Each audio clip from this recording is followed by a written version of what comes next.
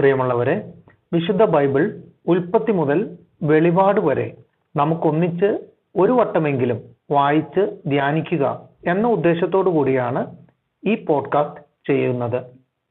ഈ ബൈബിൾ പാരായണത്തിന് നമ്മൾ ഉപയോഗിക്കുന്നത് POC മലയാളം ബൈബിളാണ്.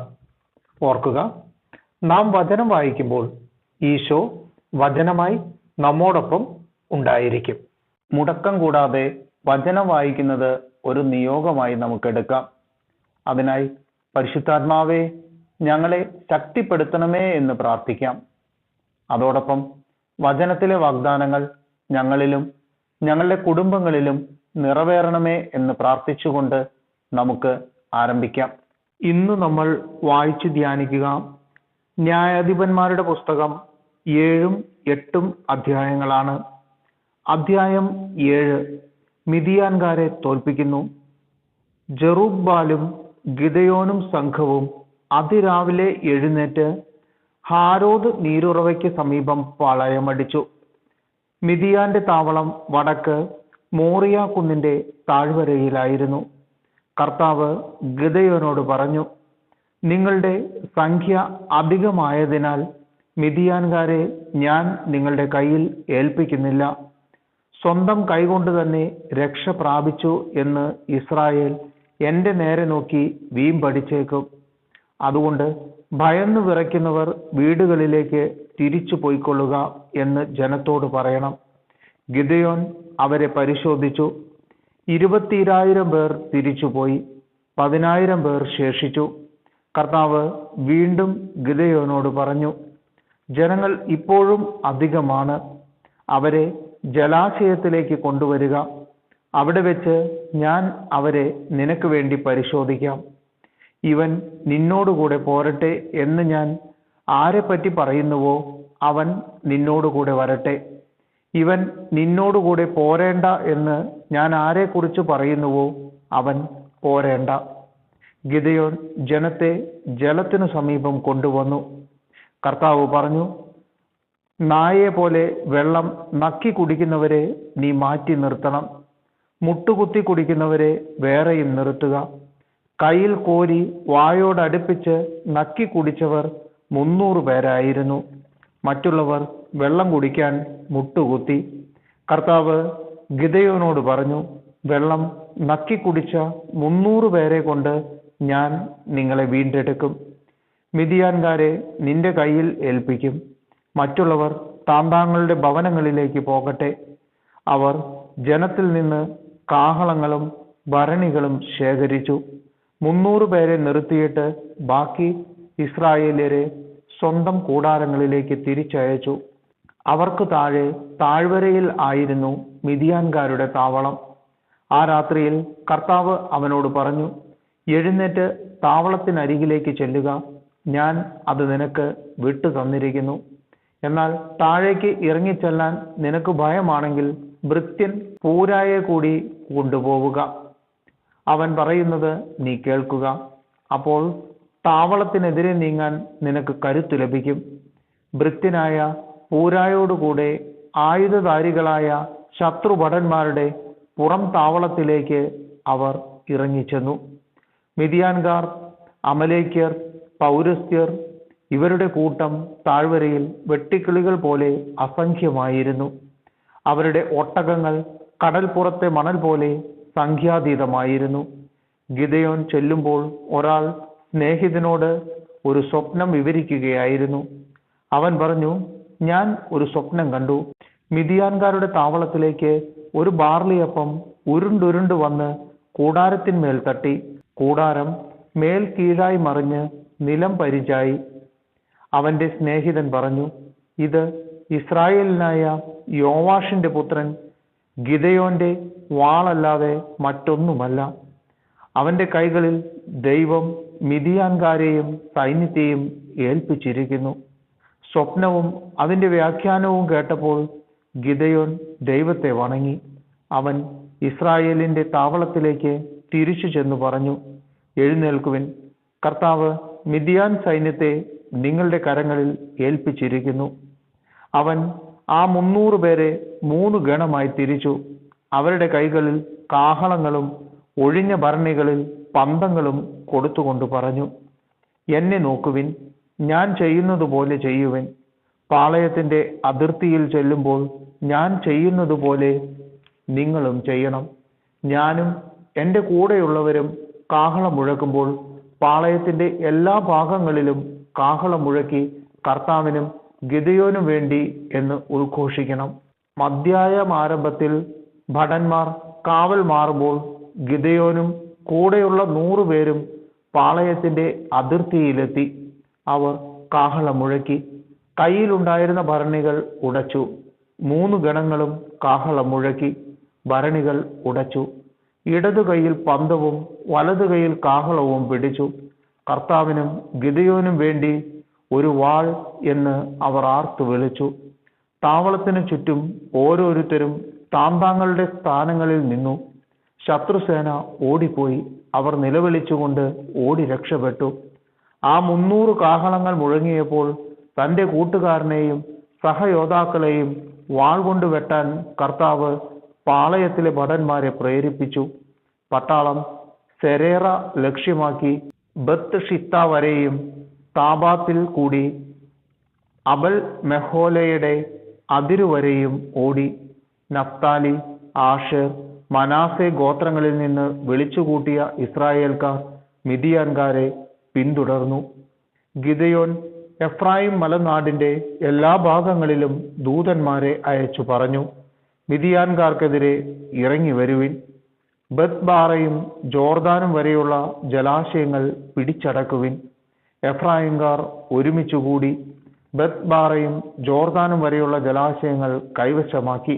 മിദിയാനെ പിന്തുടരവെ ഓറബ്, സേബ് എന്നീ മിദിയാൻ പ്രഭുക്കളെ അവർ പിടികൂടി. ഓറബിനെ ഓറബ് ശിലയിൽ വെച്ചും സേബിനെ സേബ് മുന്തിരിച്ചക്കിനരികെ വെച്ചും കൊന്നുകളഞ്ഞു. ഓറബിന്റെയും സേബിന്റെയും തലകൾ അവർ ജോർദാന്റെ അക്കരെ ഗിദെയോന്റെ അടുത്ത് കൊണ്ടുചെന്നു. അധ്യായം 8. എഫ്രായിംകാർ ഗിദെയോനോട് പറഞ്ഞു, നീ എന്തിനാണ് ഇങ്ങനെ ചെയ്തത്? മിദിയാനോട് യുദ്ധത്തിന് പോയപ്പോൾ ഞങ്ങളെ വിളിക്കാഞ്ഞതെന്ത്? അവർ അവനെ നിഷ്കരണം കുറ്റപ്പെടുത്തി. അവൻ അവരോട് പറഞ്ഞു, നിങ്ങൾ ചെയ്തതിനോട് തുലനം ചെയ്യുമ്പോൾ ഞാൻ ചെയ്തത് എത്ര നിസാരം. എഫ്രായിമിലെ കാലാപെറുക്കൽ അബിയേസറിലെ മുന്തിരിക്കൊയ്ത്തിനേക്കാൾ എത്രയോ മെച്ചം. മിദിയാൻ പ്രഭുക്കളായ ഓറബിനെയും സേബിനെയും നിങ്ങളുടെ കൈകളിൽ ദൈവം ഏൽപ്പിച്ചു. നിങ്ങളോട് താരതമ്യം ചെയ്യുമ്പോൾ എനിക്ക് ചെയ്യാൻ കഴിഞ്ഞത് എത്ര നിസാരം. ഇത് കേട്ടപ്പോൾ അവരുടെ കോപം ശമിച്ചു. നന്നേ ക്ഷീണിച്ചിരുന്നിട്ടും ഗിദെയോനും അവനോടൊപ്പമുണ്ടായിരുന്ന 300 പേരും ശത്രുക്കളെ പിന്തുടർന്ന് ജോർദാന്റെ മറുകര കടന്നു. സുക്കോത്തിലെ ജനങ്ങളോട് അവൻ പറഞ്ഞു, ദയവായി എൻ്റെ അനുയായികൾക്ക് കുറച്ച് അപ്പം കൊടുക്കുവിൻ. അവർ ക്ഷീണിച്ചിരിക്കുന്നു. ഞാൻ മിദിയാൻ രാജാക്കന്മാരായ സേബായെയും സൽമുന്നായെയും പിന്തുടർന്ന് ആക്രമിക്കാൻ പോവുകയാണ്. സുക്കോത്തിലെ പ്രമാണികൾ ചോദിച്ചു, സേബായും സൽമുന്നായും നിന്റെ കയ്യിൽപ്പെട്ടു കഴിഞ്ഞു. എന്തിന്? നിന്റെ പട്ടാളത്തിന് ഞങ്ങൾ അപ്പം തരണം. ഗിദെയോൻ പറഞ്ഞു, ആകട്ടെ, സേബായെയും സൽമുന്നായെയും കർത്താവ് എൻ്റെ കയ്യിൽ ഏൽപ്പിച്ചു കഴിയുമ്പോൾ നിങ്ങളുടെ ദേഹം കാട്ടിലെ മുള്ളുകൊണ്ടും കാരമുള്ളുകൊണ്ടും ഞാൻ ചീന്തി കീറും.